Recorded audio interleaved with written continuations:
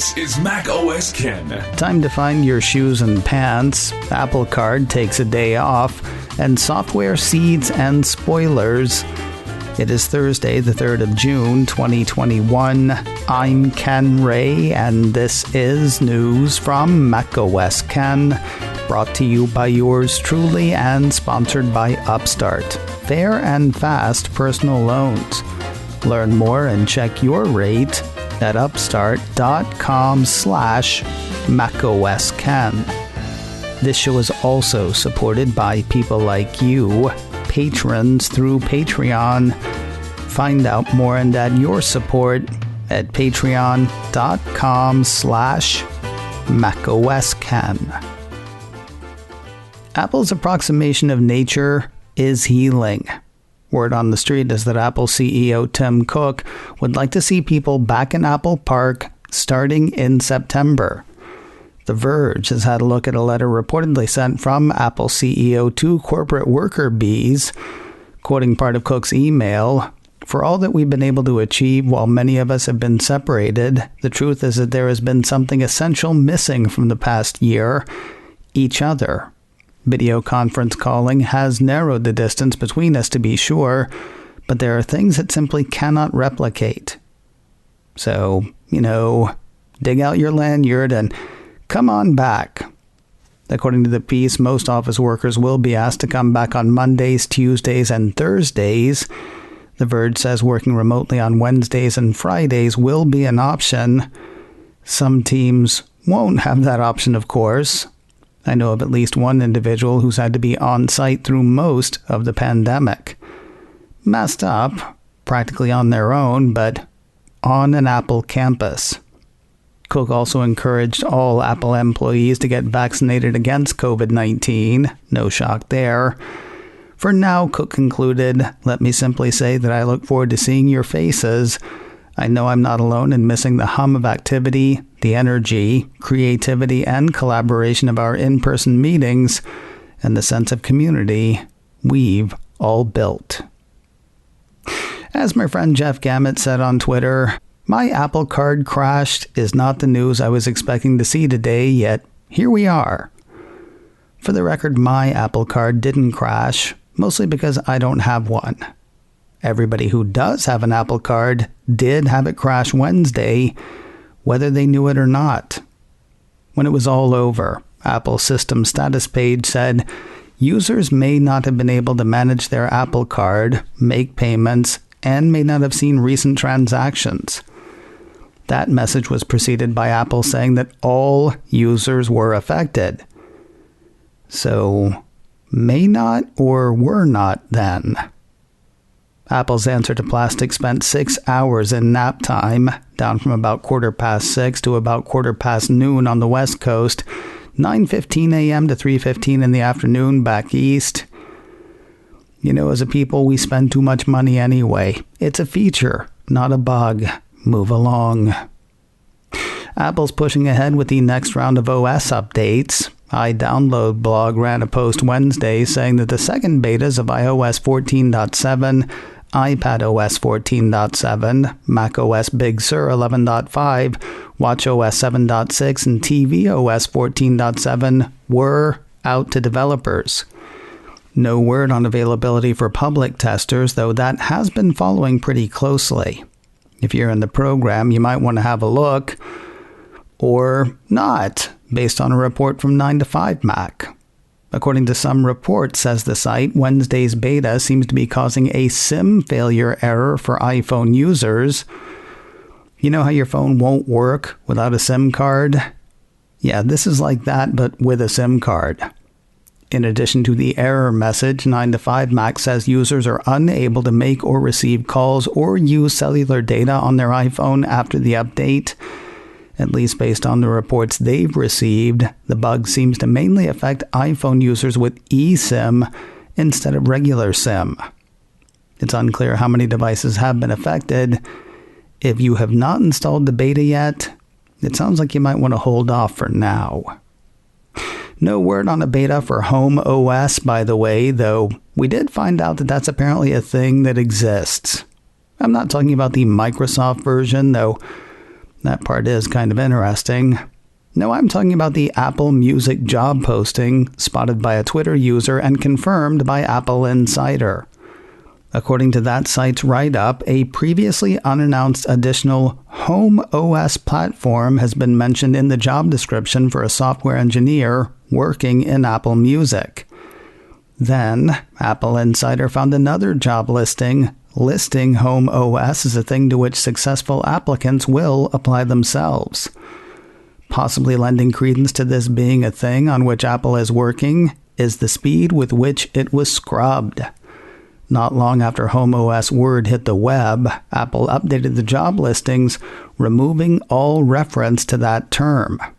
Apple Insider says the listing cited on Twitter now says that the successful applicant will be learning the inner workings of iOS, watchOS, tvOS, and HomePod instead of HomeOS. Meanwhile, the one Apple Insider found has subbed in tvOS for HomeOS. Oh, that version run by Microsoft? I wouldn't worry about any confusion. Apple's HomeOS is all one word with a lowercase h. Mr. Softy's is all one word with a capital H. Totally different. Apple Insider wonders whether Apple's HomeOS will be a thing discussed during next week's Worldwide Developers Conference. Gotta say, I kinda wonder that myself. I bring it up because I said I would remind you at least a time or two about next week's keynote. Monday, the 7th of June at 10 a.m. Pacific, 1 p.m. Eastern, who knows what time, wherever else. Catch it on YouTube, catch it on Apple's site, catch it as a podcast later. Don't worry, I'm sure I will remind you again. Let us frolic along the financial front, starting with the latest ranking from Fortune. Apple Insider says the latest Fortune 500 is out and Apple is near the top. Being the most valuable company on the planet, you may wonder why it doesn't stand atop them all. That's because the Fortune 500 ranks U.S. companies on revenue as opposed to profit or market cap. Apple was third for the 2020 list with revenue of $275 billion. Amazon was second on the list with revenue of $386 billion. Walmart was number one with revenue of $559 billion. Funny thing is, if you were working by profit, those places would be reversed. Apple clocked $57 billion in profit according to the list. Amazon would still be second of the three with profit of $21 billion. Walmart would be third with profit of $13.5 billion. Now, what's amusing to me is the world's insistence on saying, look what Apple did despite the pandemic, rather than because of it. I'm not saying business was easy for any company, but the demand created by the rolling lockdowns was not Apple's darkest day. Fortune sort of seems to play both sides of that fence. The publication, I mean, though one could argue that Fortune or Providence does as well. Quoting the publication, the pandemic created challenges and opportunities for Apple. CEO Tim Cook had to close stores and send home engineers, but with Apple customers worldwide working and learning from home, iPad and Macintosh computer sales skyrocketed to their highest levels ever. Fortune and fortune favor the orchard. Speaking of the mixed blessing for Apple that was or is the pandemic, the App Store crushed it last year. Not like we didn't know that, but still. Cult of Mac has word of a study by Analysis Group called A Global Perspective on the Apple App Store Ecosystem. According to that, billings and sales for the App Store in 2020 were up 24% versus 2019, coming in at $643 billion with a B dollars. To be clear, that's not Apple taking in $643 billion. For example, the piece says that number includes physical goods and services sold by grocery delivery apps. That category by itself grew 24% to $511 billion, according to the study. According to analysis, general retail, grocery and food delivery and pickup categories all increased significantly in 2020. Not surprisingly, the study says sales facilitated by the App Store ecosystem in the travel and ride-hailing sectors decreased by more than 30%, as mobility and tourism decreased in most of the world. Quick aside, if you listened to In a Few Minutes, you heard about my date the other night. First one I've had in over a year. Boy, did I have to wait a long time for an Uber. And I had to pay a lot more for it than I used to.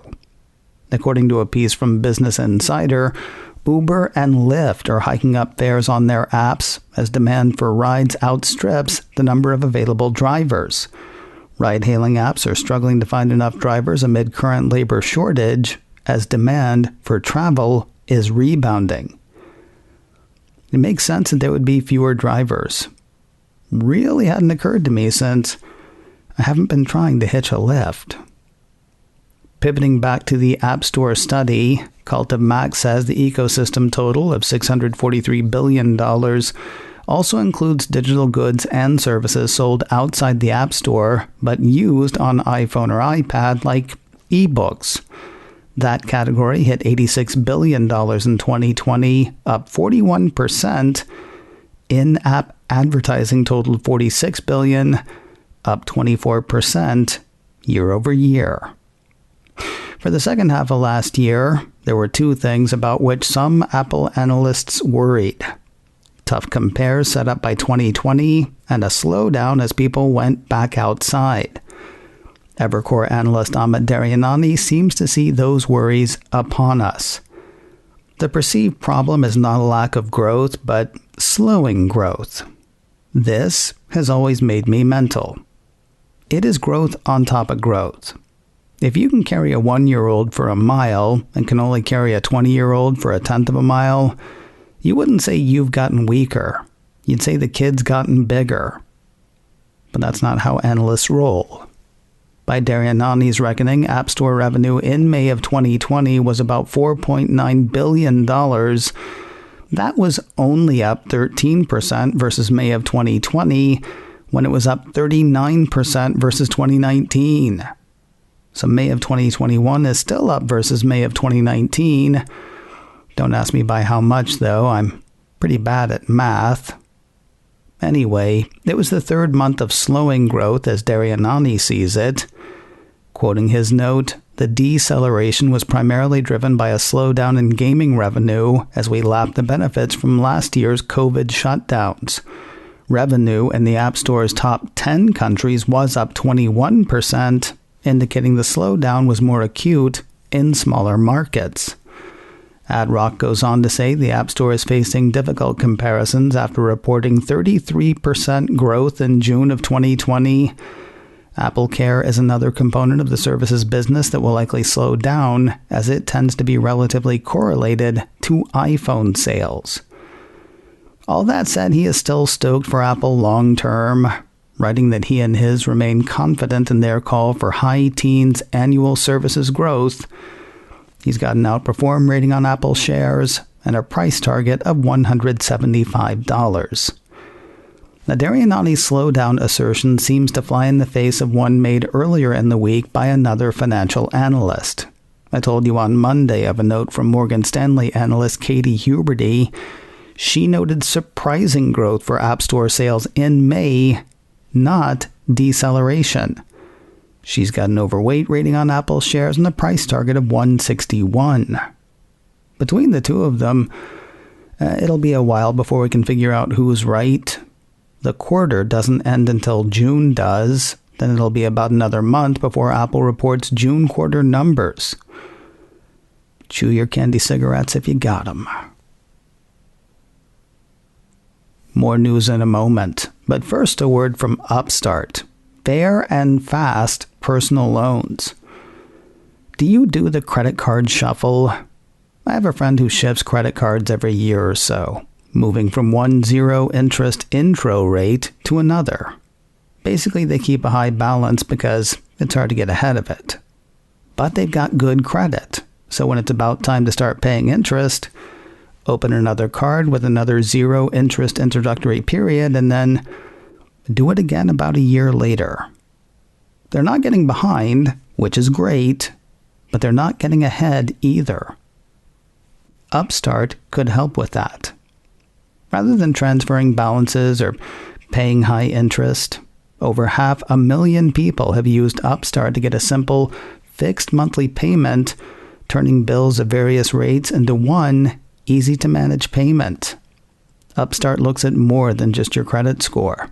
With a 5-minute online rate check, you can see your rate up front for loans between $1,000 to $50,000, and you can receive funds as fast as one business day after accepting your loan. Find out how Upstart can lower your monthly payments today when you go to upstart.com/macOSKen. UPSTART. That's upstart.com/macOSKen. Don't forget to use my URL to let them know I sent you. Loan amounts will be determined based on your credit, income, and certain other information provided in your loan application. Go to upstart.com/macOSKen. The case against Apple's head of global security has been tossed. You may remember the story from last November. It had Santa Clara District Attorney Jeff Rosen accusing members of the Santa Clara County Sheriff's Office of shaking down the Apple exec. Moyer was looking for concealed carry permits as part of his job protecting other Apple execs. The DA said Moyer had tried to grease the wheels with a donation of $70,000 worth of iPads to the sheriff's department. Now, Cult of Mac says the judge overseeing the case has dismissed it. The cult has the judge saying that the bribery accusations were pure speculation and not supported by evidence presented to the grand jury. The DA disagrees and says his office is evaluating its options. For his part, Moyer is pleased with the apparent outcome. The cult had him saying in a statement, "I thank the court for giving this case such careful consideration and for allowing me to move forward with my life. I also want to thank Apple, my friends, and family for their unwavering support." June is Black Music Month, and Apple Music is raising awareness of it. Well, raising awareness and spinning the hits. The Mac Observer says Apple's Melody Maker will be celebrating and exploring the contribution Black artists have made with playlists and other content. Apple's got an eye, or an ear, on the planet for this one. Playlists put together by the company celebrate music from Brazil, Sub-Saharan Africa, South Africa, Mexico and Latin America, the US, and other regions around the world. There are also playlists covering specific music genres, as well as individual artists. The company highlights its global focus in the description of a video it's made, quoting part of that, "Through traditions and sounds that have persisted across time and border, Black music exists in every corner, even as its purveyors have grown increasingly diverse. Discover playlists and artists that showcase the seeds and roots of popular genres as we highlight a new theme each week, from the musical wellspring of regions like East and West Africa to the universality of hip-hop." You can see that video on YouTube. No matter how many times I looked, I could not find the playlists on Apple Music on my computer. Front and center on the iPhone, though. Hit the browse button, and away you go. And finally today, want to enjoy that music and more on a full-size HomePod? Time may be of the essence. Months after Apple discontinued its first stab at a smart speaker, Mac Rumors says inventory is finally drying up in stores. According to the report, almost all of Apple stores in the US have stopped offering the HomePod for in-store purchase and pickup, with the speaker listed as unavailable in nearly all retail locations.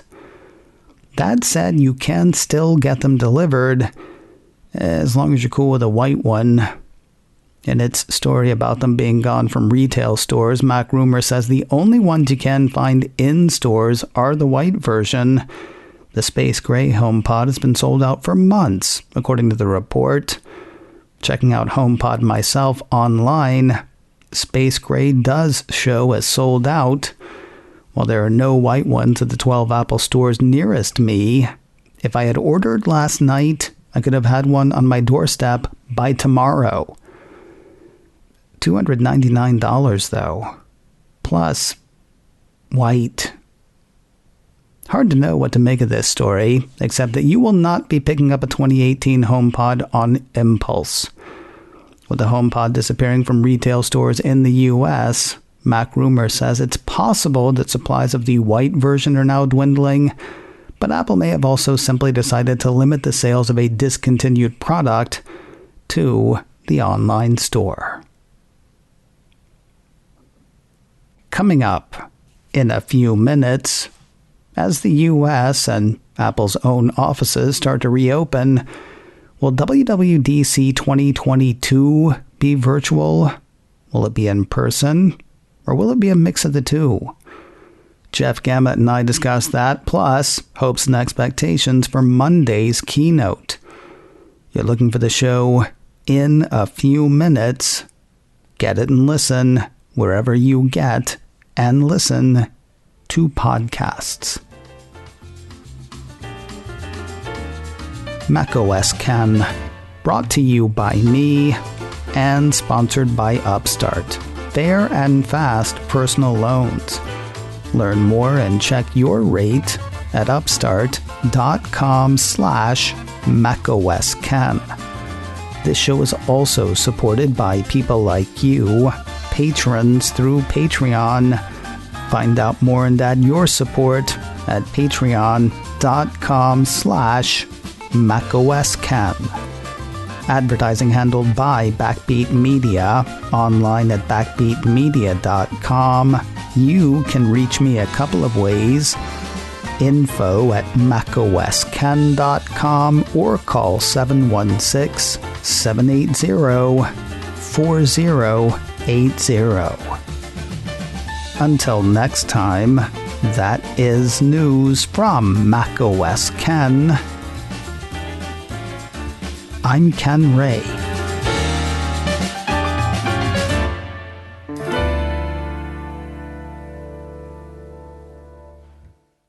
Ciao.